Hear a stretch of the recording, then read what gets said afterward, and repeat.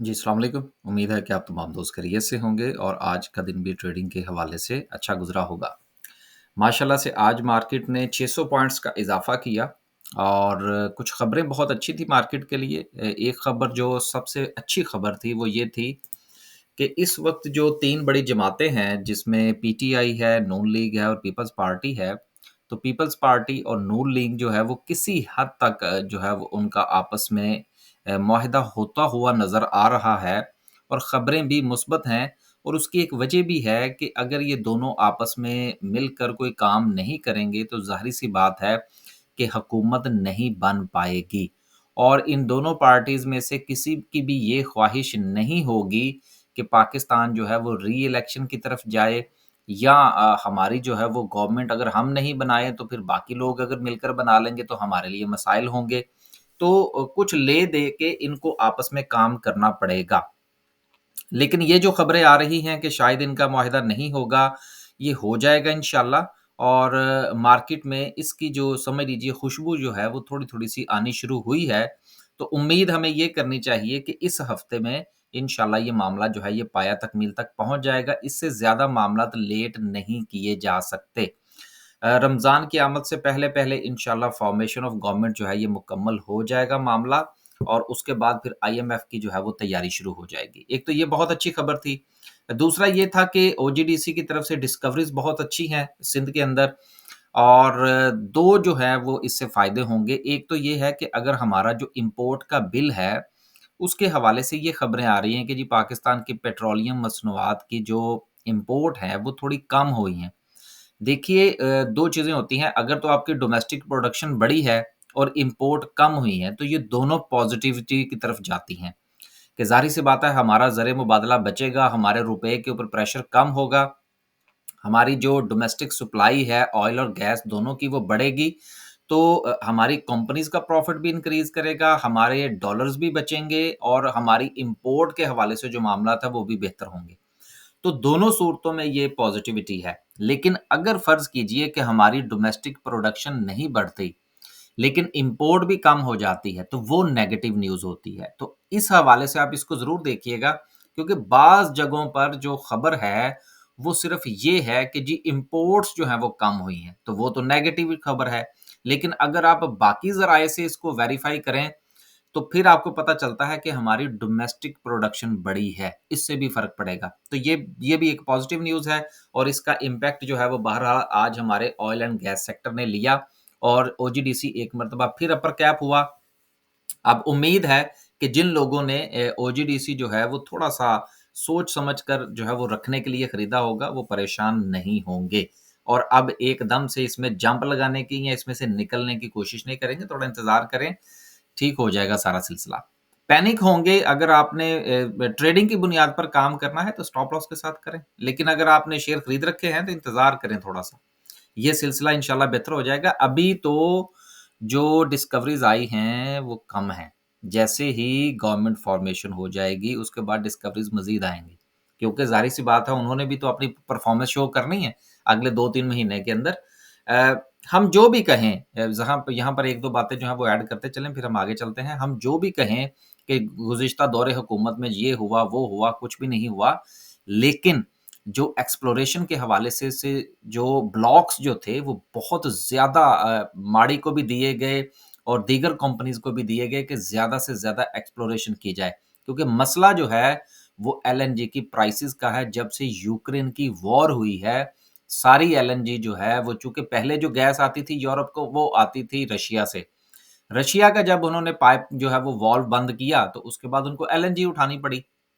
और एलएनजी उठाने की वजह से दुनिया भर में एलएनजी की प्राइसेस बढ़ी और साथ में मैं एक चीज़ और ऐड करता चलूँ कि यूरोप के अंदर जो प्राइसेस हैं एनर्जी के हवाले से, वो डबल ट्रिपल हुई हैं। क्योंकि हम तो यहाँ बैठे हैं, हमें तो पता है क्या भाव बिक रही है।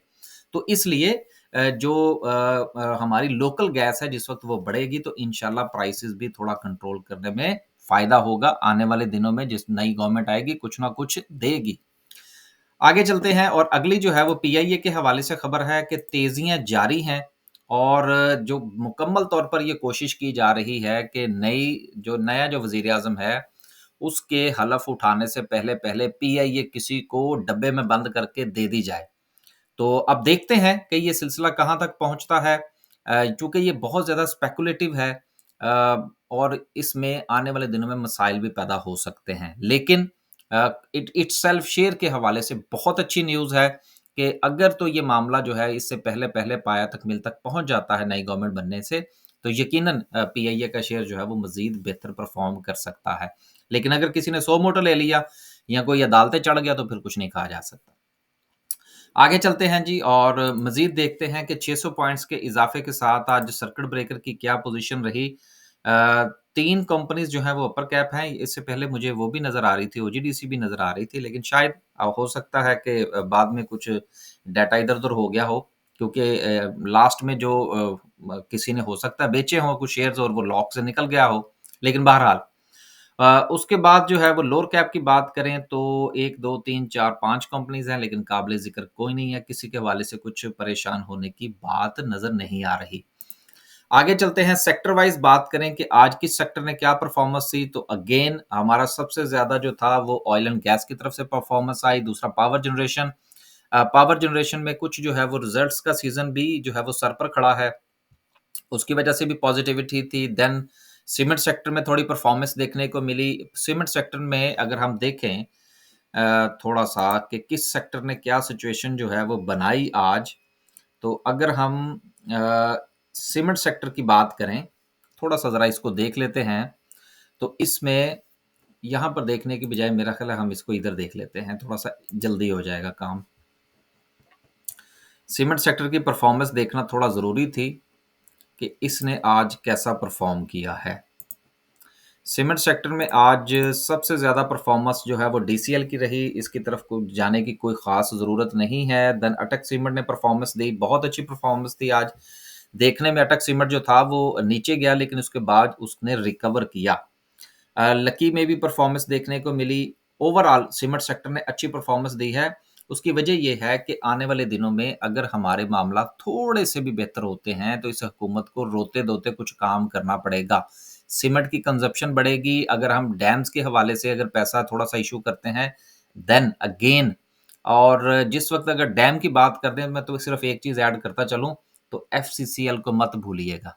वो जो है वो आँख का तारा है, क्योंकि जिनके पास जो है वो कॉन्ट्रैक्ट्स हैं, वो अपना सीमेंट इस्तेमाल करेंगे ना, वो किसी और कंपनी का क्यों इस्तेमाल करेंगे? आगे चलते हैं जी। आगे चलते हैं और सेक्टर की बात हुई देन अगेन जो है वो हम देखते हैं कि इस वक़्त मार्केट में जो सपोर्ट एंड रेजिस्टेंस है वो क्या कह रही हैं। यकीनन मार्केट ने आज जो है वो performance the oil and gas की बुनियाद पर।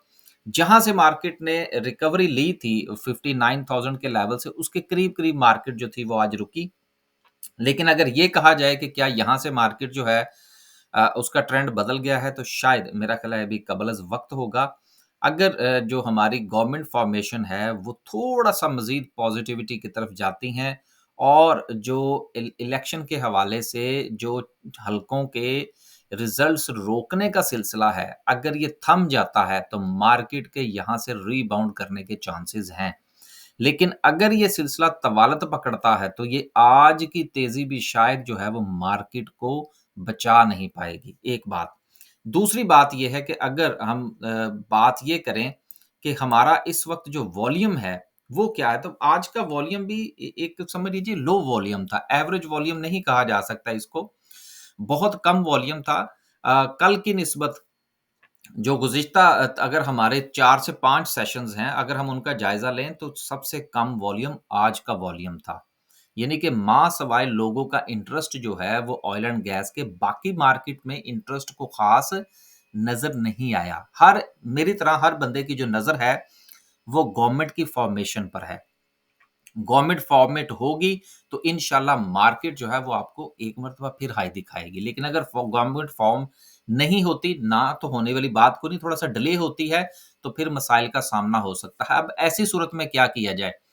अपने-अपने शेयर्स को का इंतखाब किया जाए और उसके अच्छे लेवल आइडेंटिफ़ाई कर लिए जाएँ। अगर मार्केट थोड़ा फ़ॉल दिखाती है, तो हमें वहाँ से जो है वो मज़ीद बाय करने का मौका मिलेगा। मामला ठीक हो जाएँगे बजट से पहले-पहले ये आप ज़हन में रखिएगा। लिहाज़ा अगला टाइम जो है वो ज़हन में रख के अपने-अपने शेयर्स का इंतखाब कीजिए और उसकी बाइंग करने में कोई मुज़ायका नहीं है। लेकिन आपका जो बाइंग है वो कम से कम 3 स्टेप्स में होनी चाहिए। इसी तरह से आप अपवर्ड साइड जो है वो भी आइडेंटिफ़ाई करें कि अगर वक़्ती तौर पर मार्केट को बाउंस मिलता है, किसी भी न्यूज़ के नतीजे में, तो आप वहाँ पर अपना कुछ न कुछ जो है वो क्वांटिटी ज़रूर सेल कीजिएगा। अगेन इंशाल्लाह जो है वो कोई नई खबर आएगी, तो उसके हवाले से जो है वो इंशाल्लाह हम कोई वीलॉग करने की कोशिश करेंगे। गुज़ारिश ये है कि रोज़ाना की बुनियाद पर ट्रेड करने की बजाय आप एक अच्छे शेयर का इंतखाब कीजिए और उसमें अपनी पोज़ीशन बनाइए। जिस वक़्त मामला जो है वो आईएमएफ का तय हो गया, फिर ये मार्केट दोबारा से आपको पकड़ी नहीं जाएगी। This is the time, identify the share and identify the level, और अपनी क्वांटिटी भी आइडेंटिफाई कर लीजिए कि जिस-जिसमें आपने पोज़ीशन बनानी है। इजाज़त दीजिए, अल्लाह हाफ़िज़।